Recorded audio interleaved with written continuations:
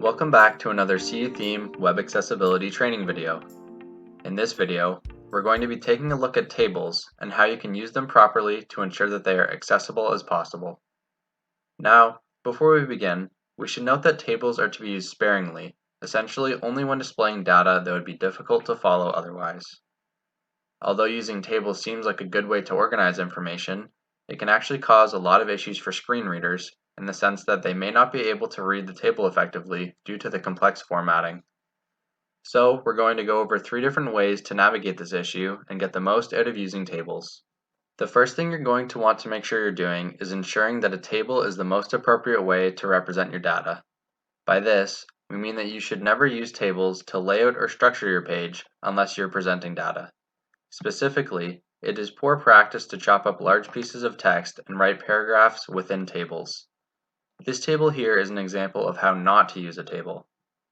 There's way too much text, which makes it difficult to read.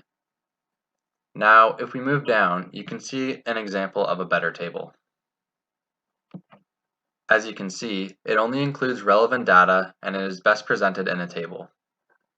This is important because it keeps web pages simple and easy for everyone to be able to engage with the content, regardless of any accessibility requirements.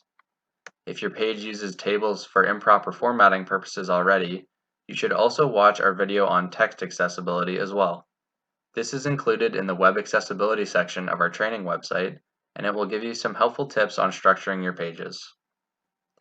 Another quality of a good table can be seen here through the use of the column headings. Essentially, you want each column to have a clear title to organize the data, and the easiest way to do that is go to the Block Settings menu, turn on the Header Section option, and fill it accordingly.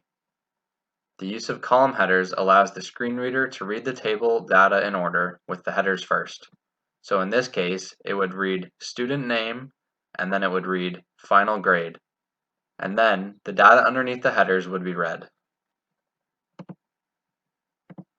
The third thing we recommend doing when using tables is to include captions that summarize the data in your tables. To do this, simply click on the piece of text that says Write Caption underneath the table and write a caption. This feature is very useful for people visiting your site who use screen readers, as the caption can be read aloud to them. So I'll just describe the table data to provide some extra context.